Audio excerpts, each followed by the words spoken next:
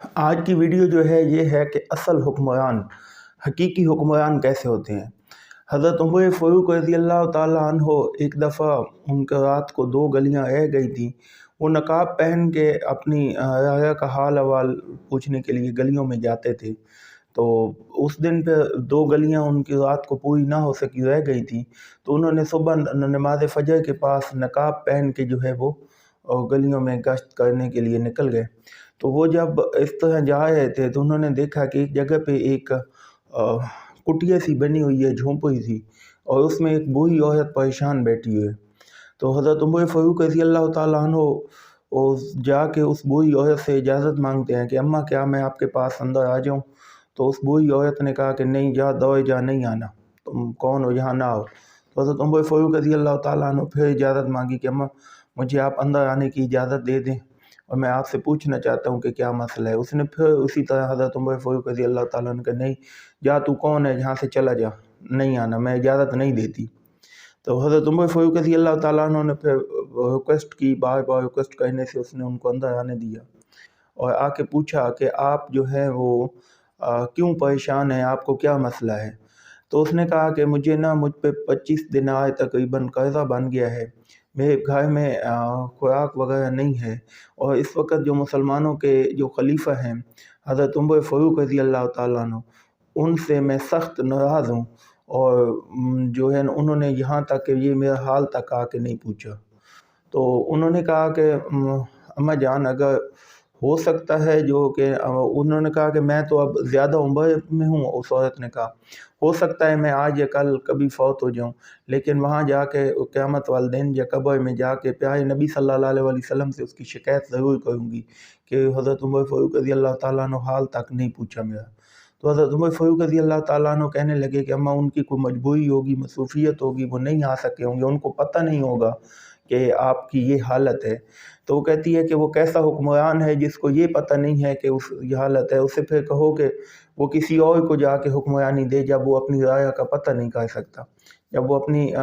جو اس کی عوام ہے اس کی تکلیف کی، اس کے مسائل کا اس کو پتہ نہیں چل سکتا، تو اسے حکومت کرنے کا حق ہی نہیں ہے۔ حضرت عمر فاروق رضی اللہ تعالیٰ عنہ فرماتے ہیں بعد میں کہ میں نے آئین اس عورت سے سیکھا تھا، میں نے حکومت چلانے کا جو آئین ہے، جو حکومت چلانے کا طریقہ کار ہے، اس بوڑھی عورت سے سیکھا تھا۔ حضرت عمر فاروق رضی اللہ تعالیٰ عنہ اور فوراً اٹھے، جا کے اس نے وہ 25 دینار لیے جتنا اس عورت پہ قرضہ تھا، اور کھانے پینے کی اور ساری چیزیں لے کے اس کے پاس لے گئے اور کہا کہ اماں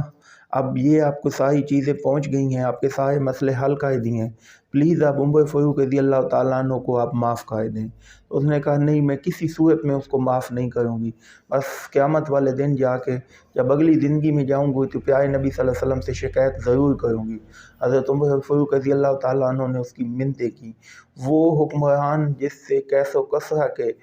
محل کانپ اٹھتے تھے، بادشاہ اس کا نام سن کے جو ہے وہ کانپنے لگ جاتے تھے، وہ ایک بوڑھی عورت جس کا نہ کوئی ووٹ بینک ہے، نہ ہی وہ کوئی وڈیرا ہے، نہ ہی اس کو نے کوئی اس کی حکومت کے لیے کام کرنا ہے، وہ اس کی بیٹھ کے منتیں کر رہا ہے، وہ حکمران منتیں کر رہا ہے، وہ خلیفہ مسلمانوں کا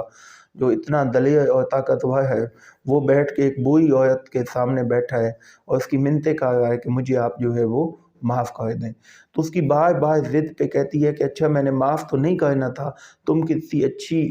والدہ کے بیٹے ہو، تو میں آپ کے کہنے پہ جو ہے وہ آپ کو اس کو معاف کرتی ہوں، عمر فاروق رضی اللہ تعالیٰ عنہ۔ تو حضرت عمر فاروق رضی اللہ تعالیٰ عنہ نے فرمایا کہ مجھے یہ لکھ کے دے دیں کہ آپ نے جو ہے وہ معاف کر دیا ہے عمر فاروق رضی اللہ تعالیٰ عنہ کو۔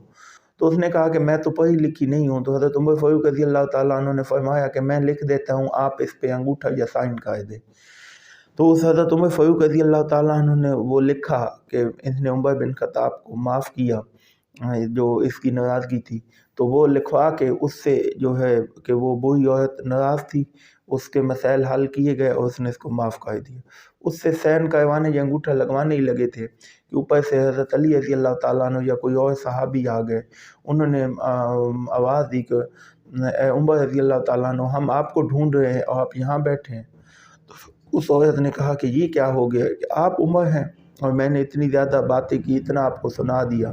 اور حضرت عمر فاروق رضی اللہ تعالیٰ عنہ نے فرمایا کہ اب آپ اپنے وعدے پہ پکی رہیں، وعدے سے نہ مکریں، اور یہاں پہ جو ہے وہ انگوٹھا لگائیں کہ آپ نے مجھے معاف کیا۔ تو اس نے اس سے وہ انگوٹھا لگوایا، اس سے معافی کا وہ لکھا، اور حضرت علی رضی اللہ تعالیٰ عنہ کو فرمایا کہ اے علی،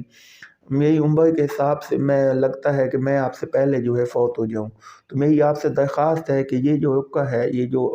لکھا یہ معافی نامہ ہے، یہ میرے کفن کے اندر رکھ دینا، تاکہ میں جا کے آپ صلی اللہ علیہ وسلم کل کو جب مجھ سے پوچھیں کہ عمر تجھ کو میں نے حکومت دی تھی، اللہ پوچھے اور محمد مصطفیٰ صلی اللہ علیہ وسلم پوچھے کہ حکومت تجھ کو ملی تھی،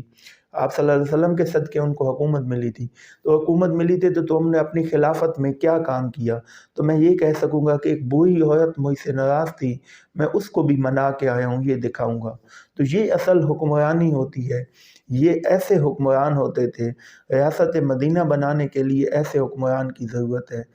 کہ جو حضرت عمر فاروق رضی اللہ تعالیٰ عنہ علیہ انصاف۔ لیکن ابھی تو ہم جتنے بھی جو بھی جماعت، جس جماعت کا جو حکمران ہے، وہ صرف اپنا ووٹ بینک کے علاوہ اپنے ووٹ کو دیکھتا ہے، اپنے ووٹر کو دیکھتا ہے، لیکن یہ نہیں، ان ووٹر کی تکلیفوں مصیبتوں کو نہیں دیکھتا۔ کوئی کسی غریب کے پاس نہیں جاتا، کسی کو غریب کا خیال نہیں ہے، صرف وہ باتوں میں اور تقریروں میں اور میڈیا پہ آ کے وہ بتاتے ہیں کہ ہمیں غریب کے لیے کام کرنا ہے، عملاً احکامات دیے جاتے ہیں لیکن وہ نافذ نہیں کیے جاتے۔ تو حکمرانی اصل کیا ہے کہ حکمران تو وہ ہوتے ہیں جس سے پوری دنیا کانپے اور وہ کسی غریب کے پاؤں میں جا کے بیٹھ جائے، معافیاں مانگے اپنی کہ کہیں اللہ ہم سے ناراض نہ ہو جائے۔ ان کے اندر خوف خدا ہوتا ہے، انسانیت ہوتی ہے، انسانی ہمدردی ہوتی ہے، غریبوں کی ہمدردی ہوتی ہے، اور وہ اپنی مکمل رعایا کا جو ہے وہ خیال رکھتے ہیں۔